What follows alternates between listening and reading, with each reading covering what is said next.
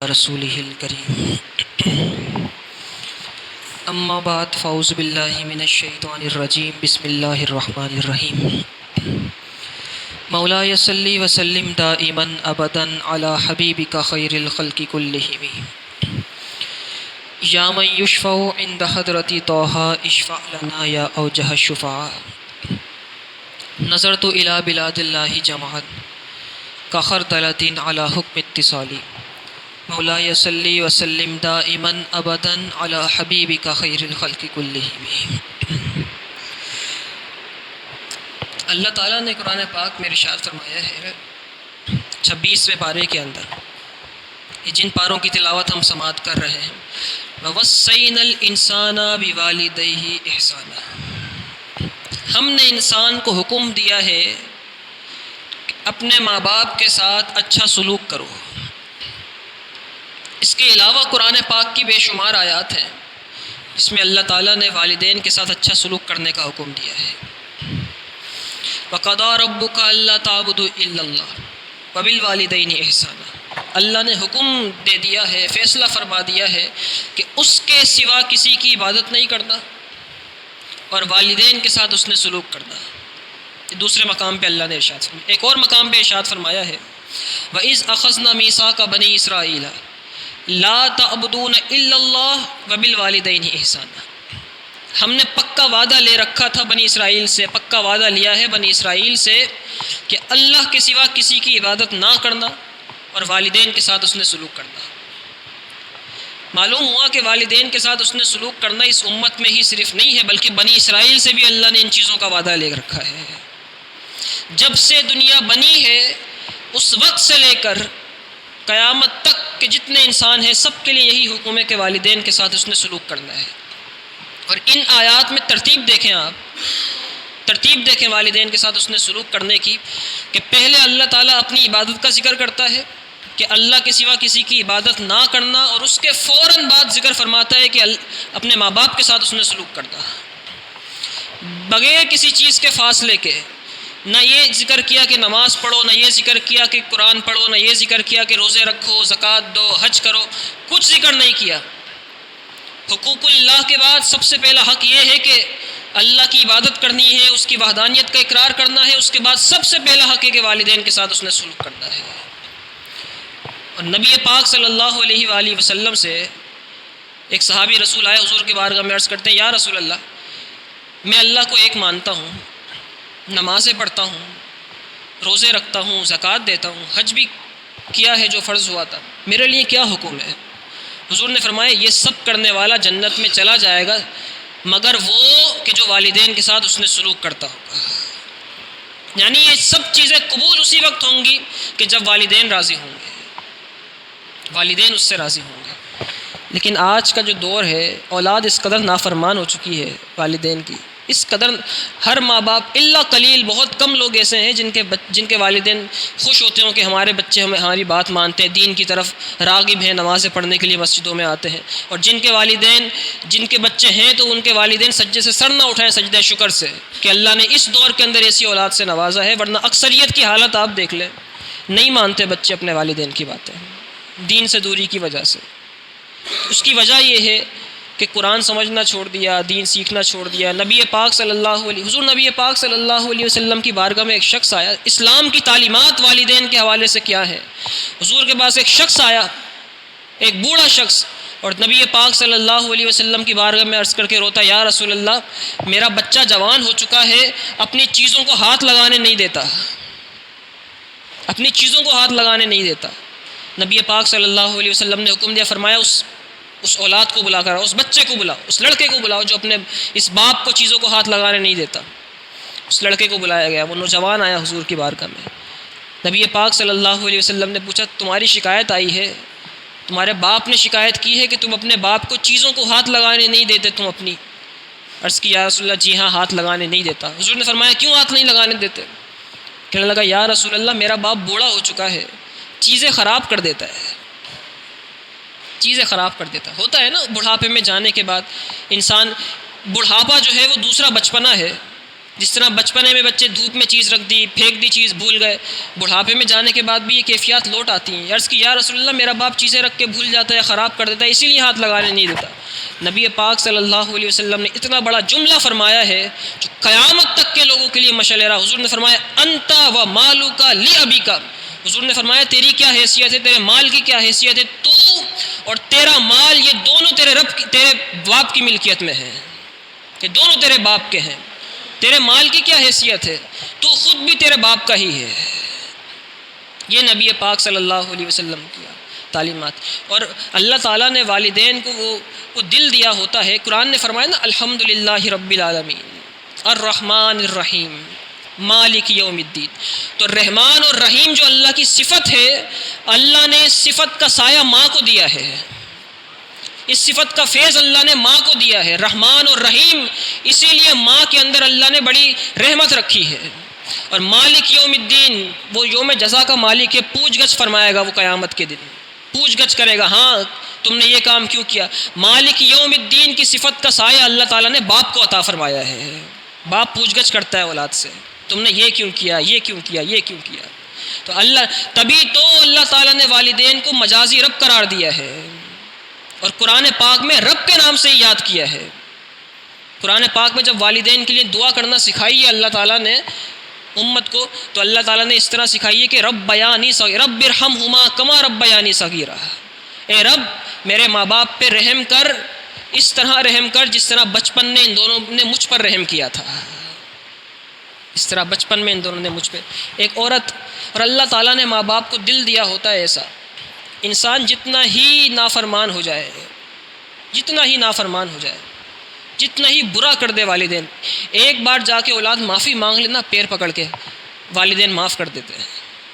اللہ نے ایسا دل دیا ہوتا ہے۔ محمد بن ہارون ایک شخص تھا، اس کے بارے میں مشہور تھا کہ اس نے بہت بڑا گناہ کیا ہے۔ نبی پاک صلی اللہ علیہ وسلم کی بارگاہ میں صحابہ عرض کرتے ہیں یا رسول اللہ ایک شخص ہے محمد بن ہارون، اس کے بارے میں مشہور یہ کہ اس نے بہت بڑا گناہ کیا ہے، اور لگتا ایسا ہے کہ اس کی مغفرت نہیں ہو سکتی اب۔ نبی پاک صلی اللہ علیہ وسلم کو صحابہ نے واقعہ سنایا۔ واقعہ کیا تھا محمد بن ہارون کا؟ وہ کون سا گناہ تھا جس کی وجہ سے سمجھا جاتا تھا کہ اس کی مغفرت نہیں ہوگی؟ وہ گناہ یہ تھا، صحابہ کہنے لگے یا رسول اللہ محمد بن ہارون ایک شخص ہے، بڑا نافرمان ہے ماں باپ کا، اپنی ماں، اس کی ماں کہتی رہتی ہے گھر پہ جلدی آ جا، رات کو جلدی گھر پر نہیں آتا تھا، دیر تک دوستوں کے ساتھ پھرنا، دوستوں کے ساتھ گھومنا، ادھر ادھر رہنا، اور رقص و سرور کی محفلوں میں جا کے بیٹھنا۔ ایک دن گھر پہ دیر سے آیا، رات دیر ہو چکی تھی، گھر پہ آیا تو ماں کو کہتا ہے کہ ماں روٹی دے، کھانے کے لیے کچھ دے۔ تو ماں نے ڈانٹا اسے، کہنے لگی تیری وجہ سے اتنی دیر ہو چکی ہے، تندور جل رہا ہے، لکڑیاں جل رہی ہیں، تیرے انتظار میں نے تازی روٹی نہیں پکائی، سب گھر والے کھا چکے ہیں، صرف تیرے لیے اب پھر سے روٹی پکاؤں گی، جا کچھ دیر انتظار کر، میں کچھ کام کر لوں، اس کے بعد تجھے روٹی دوں گی۔ محمد بن ہارون باہر سے آیا تھا، غصے میں تھا، جب یہ سنا ماں سے کہ کچھ دیر انتظار کر لے، اس نے ماں کو اٹھایا، جلتے ہوئے تندور میں ڈال دیا، اس کی ماں اسی وقت جل کے انتقال ہو گیا اس کی ماں کا۔ صحابہ نے عرض کی یا رسول اللہ یہ اس نے گناہ کیا ہے، لگتا ہے کہ معافی نہیں ہوگی، اس کی معافی نہیں ہو سکتی۔ نبی پاک صلی اللہ علیہ وسلم نے فرمایا کیوں رب کی رحمت سے نا امید کرتے ہو کسی کو، اس کی بخشش اور اس کی مغفرت اس کی ماں کی وجہ سے ہوگی۔ صحابہ نے عرض کی یا رسول اللہ کیسے؟ ماں کو جلا کے مارنے والے کی مغفرت ماں کی ہی وجہ سے ہو جائے، کیسے ہوگی؟ نبی پاک صلی اللہ علیہ وسلم نے ارشاد فرمایا جب روز محشر ہوگا، قیامت کا دن آئے گا، نامہ اعمال کھلنے شروع ہوں گے، محمد بن ہارون کا بھی نامہ اعمال کھلے گا، اور رب کی بارگاہ میں نامہ اعمال پیش کیا جائے گا، اس میں لکھا ہوگا کہ اس نے اپنی ماں کو جلا کے مارا ہے۔ تو رب فرمائے گا اس نے اپنی ماں کو جلا کے مارا ہے، فرشتوں اسے گھسیٹ کے جہنم میں لے جاؤ، اسے بھی جلا دو، حکم فرما دیا جائے گا۔ محمد بن ہارون کو فرشتے گھسیٹیں گے جہنم کی طرف، محمد بن ہارون پلٹ کے اپنی ماں کو دیکھے گا، ماں کو جلا کے مارا ہوگا نا، ماں منہ پھیر لے گی، ماں منہ پھیر لے گی، اس لیے دیکھے گا کہ کاش معاف کر دے ماں منہ پھیر لے گی۔ پھر اور قریب لے جائیں گے جہنم کے فرشتے گھسیٹ کے، پھر دیکھے گا ماں کو منہ پھیر کے، فرشتے پھر کہیں گے نہیں دیکھ ماں کو دیکھے گا، ماں پھر منہ پھیر لے گی۔ پھر اور فرشتے آگے لے جائیں گے اسے، پھر تیسری بار پھر دیکھے گا ماں کو منہ پھیر کے۔ رب فرمائے گا فرشتوں اسے جہنم میں ڈال دو، اس کی ماں اسے معاف کرنا نہیں چاہتی۔ جب رب کا یہ فرمان اس کی ماں سنے گی تو رب کہے گی اے رب میں اسے معاف کرتی ہوں، تو بھی اسے معاف فرما دے۔ رب فرمائے گا اے عورت تجھے جلا کے مارا تھا اس نے، تجھے جلا کے مارا ہے، تو بھی اسے جلنے دے تاکہ اس کی سزا مل جائے اسے۔ تو اس کی ماں کہے گی اے رب ماں میں اور بیٹے میں کوئی تو فرق ہونا چاہیے، بیٹا جلتے ہوئے ماں کو دیکھ سکتا ہے لیکن ماں جلتے ہوئے بیٹے کو نہیں دیکھ سکتی۔ اللہ نے ایسا دل دیا ہوتا ہے ان ماں باپ کو۔ ایک شخص نبی پاک صلی اللہ علیہ وسلم کی بارگاہ میں عرض کرتا ہے یا رسول اللہ، وہ ان لوگوں کے لیے یہ بات ہے جن کے والدین جو دونوں میں سے کوئی ایک دنیا سے جا چکے ہیں۔ عرض کرتے ہیں یا رسول اللہ میں نے منت مانی تھی کہ میرا فلاں کام ہو گیا تو جنت کی چوکھٹ چوموں گا، کام ہو گیا ہے جنت کی چوکھٹ چومنی ہے، کیا کروں؟ حضور نے فرمایا جاؤ ماں کے قدموں کو چوم لو، الجنت تحت اقدام امہات۔ حضور نے فرمایا جنت تو ماں کے تلووں کے نیچے ہے، قدموں تلے ہے۔ عرض کی یا رسول اللہ ماں تو نہیں ہے، انتقال ہو چکا ہے۔ حضور نے فرمایا ماں نہیں ہے، ایک کام کرو باپ کی پیشانی چوم لو، جنت کی چوکھٹ چوم جاؤ گے۔ عرض کی یا رسول اللہ باپ کا بھی انتقال ہو چکا ہے، دونوں نہیں ہیں۔ نبی پاک صلی اللہ علیہ وسلم نے فرمایا ایک کام کرو قبرستان جاؤ، اپنے ماں باپ کی قبروں پہ جاؤ، ماں کے پیرانے کو چومنا، باپ کے سرہانے کو چومنا، گویا کہ جنت کی چوکھٹ کو چوم لو گے، گویا کہ جنت کی چوکھٹ کو چوم لو گے۔ یہ والدین کے حقوق میں سے ہے کہ روزانہ اولاد اپنے ماں باپ کی قبروں پر جائے، اور روزانہ نہیں جا سکتی تو کم از کم ہفتے میں ایک دن مقرر کر لے۔ جمعہ المبارک کا دن سب سے بہترین ہے۔ ہفتے میں نہیں جا سکتے تو کم از کم مہینے میں ایک دفعہ جائے۔ امام اہل سنت اعلیٰ حضرت نے حقوق جب ذکر فرمائی ہے ترتیب ذکر کی ہے، اور اگر مہینے میں بھی نہیں جا سکتے تو کم از کم سال میں ایک مرتبہ ضرور جائے۔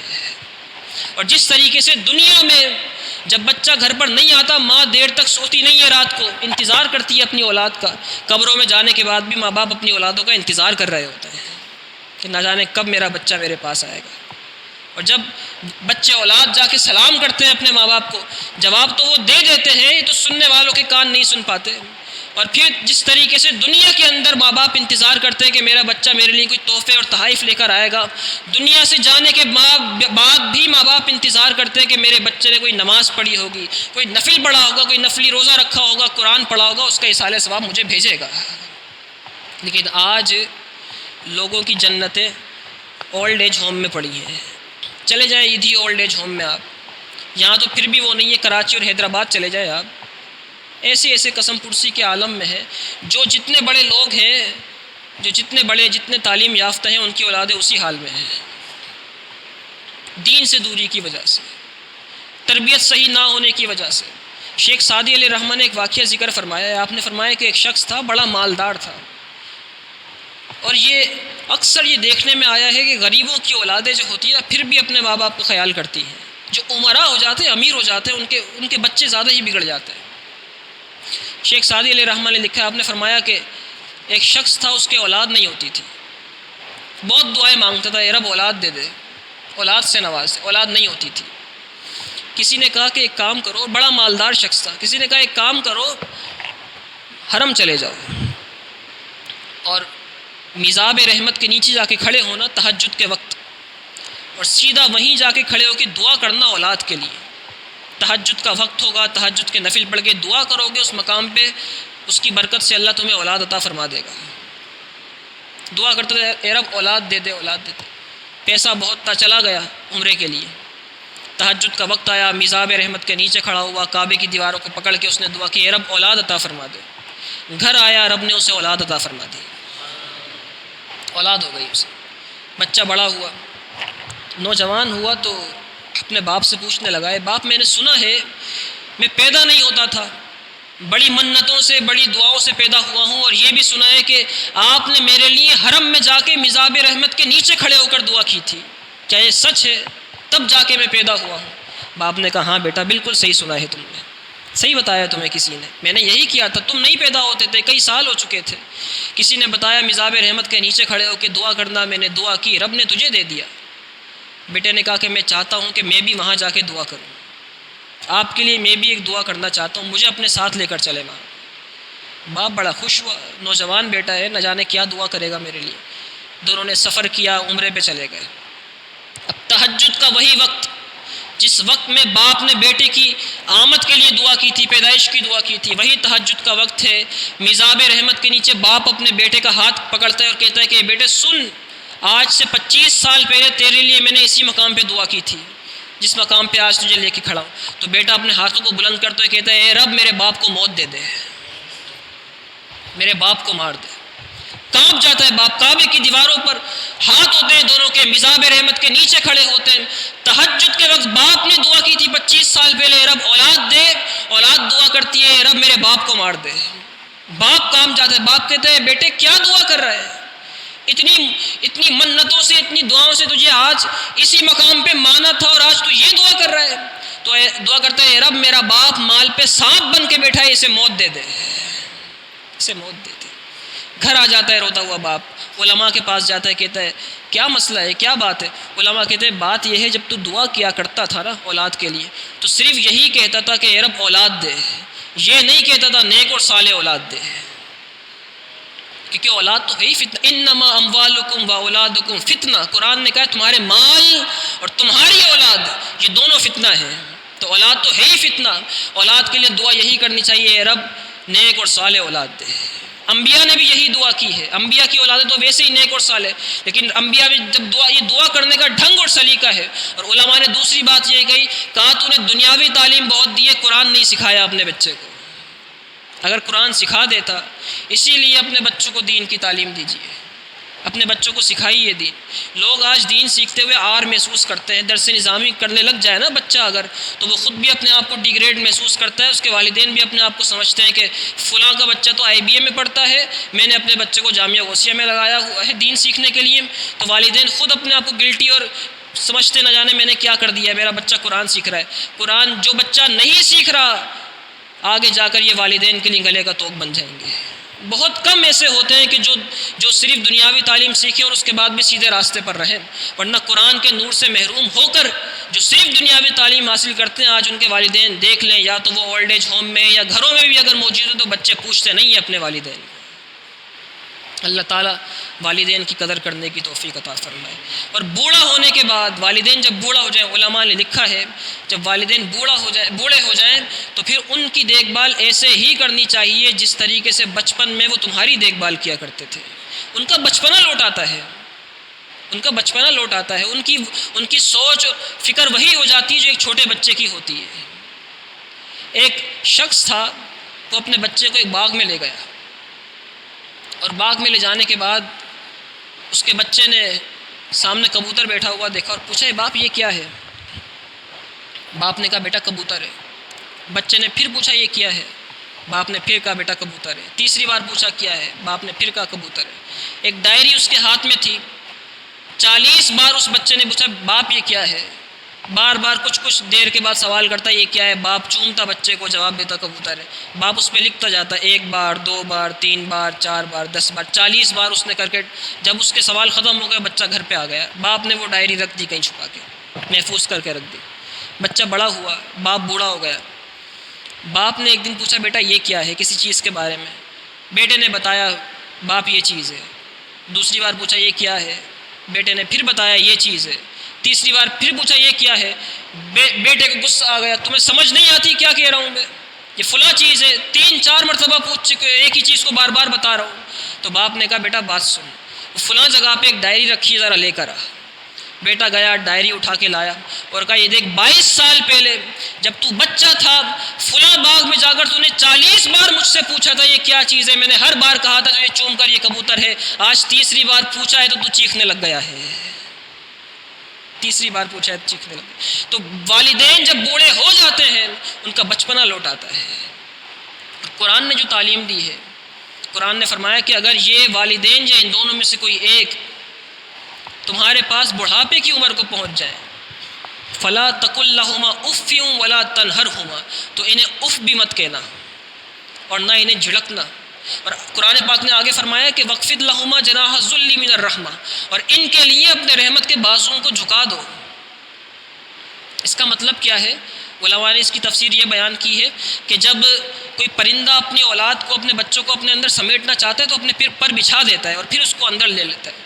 قرآن نے کہا ہے کہ جب یہ بوڑھے ہو جائیں تو ان کی اس طرح دیکھ بھال کرو جس طرح ایک پرندہ اپنے بچوں کو پروں میں سمو کے ان کی دیکھ بھال کرتا ہے. قرآن نے مثال پیش کی.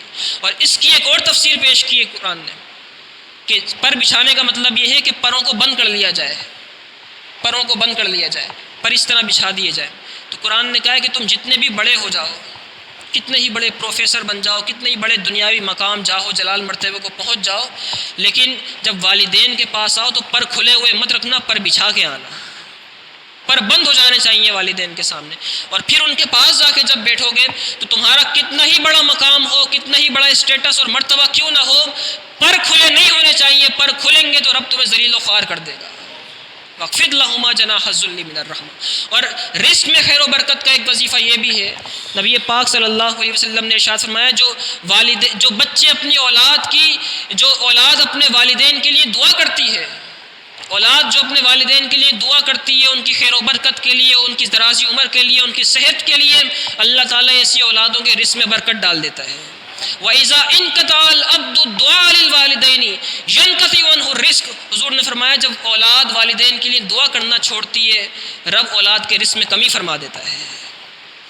یہ لوگ پوچھتے ہیں نا رزق میں خیر و برکت کا وظیفہ کیا ہے؟ خیر و برکت کا وظیفہ والدین کے لیے دعا کرنا ہے. اللہ تعالی ہمیں والدین کا مقام اور مرتبہ سمجھنے کی توفیق عطا فرمائے. وآخر الدعوانا ان الحمد للہ رب العالمین.